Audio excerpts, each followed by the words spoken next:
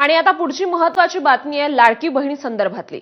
लाडकी बहिणी योजना आता शासनाच्या इतर विभागांसाठी डोकेदुखी होऊ लागल्याचं स्पष्टपणे दिसतंय। आता तर सरकारच्या संवेदनशीलतेवर प्रश्नचिन्ह निर्माण होऊ लागलंय।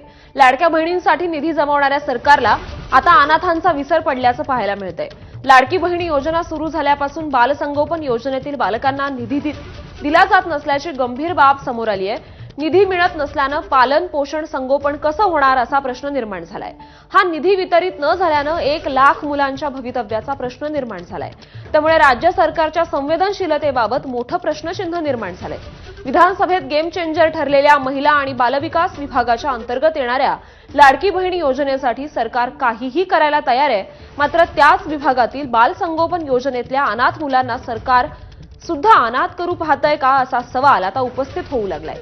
गेल्या 8 महिन्यांपासून मानधन मिळत नसल्यानं महिला कार्यकर्त्यांमध्ये असंतोषाची भावना निर्माण झाली आहे। ठिकठिकाणी आंदोलन देखील केली जात आहे। आणि या संदर्भात अधिक चर्चा करूया आपले प्रतिनिधी राजू सोनावणे यांच्यासोबत। राजू, आपण पाहिलं आदिवासी विभागाचा आणि सामाजिक न्याय विभागाचा निधी वारंवार लाडकी बहीण योजनेसाठी वळवण्यात येतच होता, परंतु आता सरकारच्या संवेदनशीलतेवरच प्रश्नचिन्ह निर्माण होतंय, कारण अनाथ मुलांसाठीच्या योजनांचा पैसा देखील लाडकी बहीण योजनेकडे वळवला जातोय। श्रुती अगदी बरोबर आहे। सरकारच्या संवेदनशीलतेवरती प्रश्न निर्माण होतोय, कारण आपण पाहतोय की गेले अनेक दिवसांपासून लाडक्या बहिणींसाठी इतर विभागाचा निधी जो आहे तो वळवला जातोय। मात्र त्याच विभागाची म्हणजे महिला व बालकल्याण विभागाची महत्त्वाची योजना आहे का ज्या योजनेला यावर्षी 50 वर्ष पूर्ण झालेली आहे। 1975 साली सावित्रीबाई फुले बाल संगोपन योजना सुरू केलेली होती। या योजनेचा उद्देश एवढाच आहे का ज्या बालकांना पालक नाहीत, एक पालक नाही किंवा दोन्हीही पालक कुठल्याही आजाराने किंवा अपघाताने मृत्यू पावलेले आहे, त्यांचं संगोपन करायचं, त्यांचं शिक्षण करायचं, यासाठी राज्य सरकारने जे आहे ते 50 वर्षापूर्वी योजना सुरू केलेली होती। मात्र गेल्या जवळपास 1 वर्षापासून जे आहे ते ही कुठेतरी योजना जी आहे ती डबघाईला आलेली आहे। लाडकी बहीण योजना सुरू झाल्यानंतर जे आहे ते या योजनेसाठी कुठल्या प्रकारचा निधी मिळताना पाहायला मिळत नाही। राज्यात जवळपास 1,10,000 लाभार्थी आहेत, लहान मुलं आहे की ज्यांच्यासाठी हा निधी जो आहे तो दिला जातो। हा निधी अवघा वर्षाला 400 ते 500 कोटी आहे। मात्र असं असताना सुद्धा सरकारची उदासीनता आपल्याला पाहायला मिळते।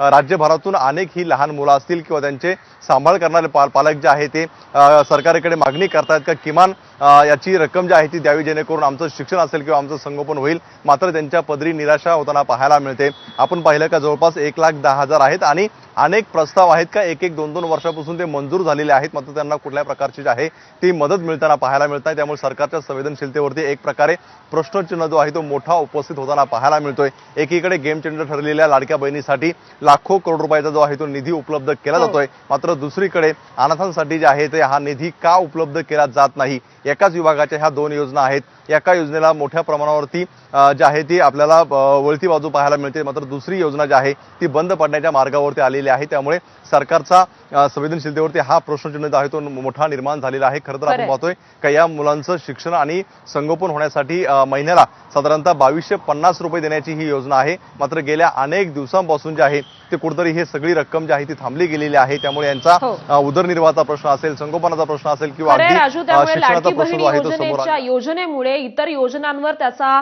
दुष्परिणाम कसा होतोय हे यातून कळून येतंय। धन्यवाद या सविस्तर माहितीसाठी। तर राज्य सरकारने महिला आणि बाल कल्याण विभागाच्या अंतर्गत बालसंगोपन योजना सुरू केली। कोरोना काळात सुरू झालेल्या योजनेत मात्र 2024 मध्ये लाडकी बहीण योजना सुरू झाल्यावर अनुदान मिळणं कठीण झालंय। अनेकदा सर्वेक्षण झालं नसल्यानं वंचित राहण्याची वेळ येतेय। सामाजिक कार्यकर्त्यांनी याबाबत आवाज उठवलाय।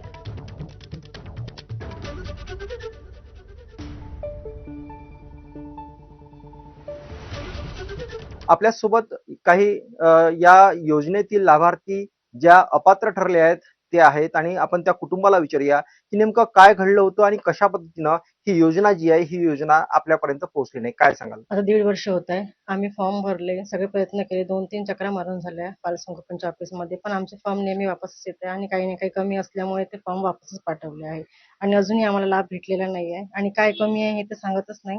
पण तुम्ही हे फॉर्म घेऊन या, नगरसेवकाचं प्रमाणपत्र घेऊन या, सगळं हे चाललं आहे। अजूनही आमचं झालेलं नाही। आता 1.5 वर्ष होत आहे, अजूनही आमचं बालसंगोपनचं योजनेचं काम झालेलं नाही आहे। तुमच्या कुटुंबात कोण कोण आहे?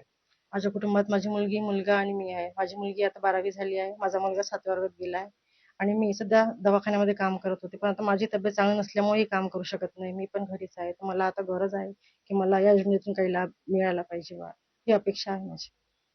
या कुटुंबाला सांभाळताना अडचणी ज्या येतात त्या मग सोडवण्यासाठी काय प्रयत्न होतो? अडचणी आहेच.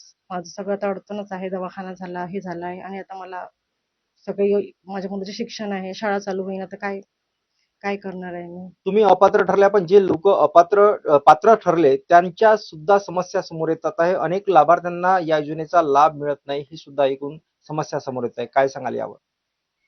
योजनेचा लाभ लाडक्या बहिणीची योजना चालू आहे. त्याचाही आम्हाला काहीच लाभ मिळाला आहे. निराधारची योजना केली आहे आम्ही. त्याचे पण मला पैसे नाही मिळाले आहे पुरेपूर. 3च महिन्याचे मिळाले. आता 1.5 वर्ष होत आहे त्या योजनेला.